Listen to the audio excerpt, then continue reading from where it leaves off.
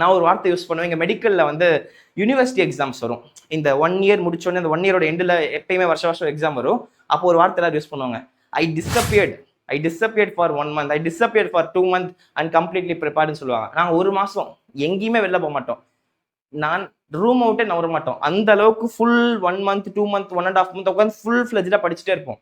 நாங்கள் இருக்கோமா, எக்ஸிஸ்ட் ஆகிறோமாங்கிறதே வெளி உலகம் தெரியாது. அந்த அளவுக்கு ஃபுல் ஃபோக்கஸ்ட் அந்த 1 month ஆஃப் ப்ரிப்பரேஷன் இருக்கும். அப்போதான் அந்த MBBS யூனிவர்சிட்டி எக்ஸாம் பாஸ் பண்ணுவோம்னு சொல்லிட்டு ஃபுல் எஃபர்ட் போட்டுட்டு இருப்போம். அது பேர் டிஸப்பியரிங் சொல்லுவாங்க. அந்த ஒரு டேர்ம் இங்கே யூஸ் பண்ணுவோம்.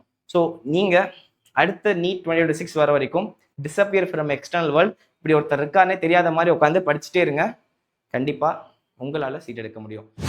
இந்த மாதிரி NEET preparation tips and strategies தெரிஞ்சுக்க நம்ம ஐடியா ஃபாலோ பண்ணிக்கோங்க. உங்களுக்கு என்ன டவுட் இருக்கோ கமெண்ட் செக்ஷன்ல போடுங்க.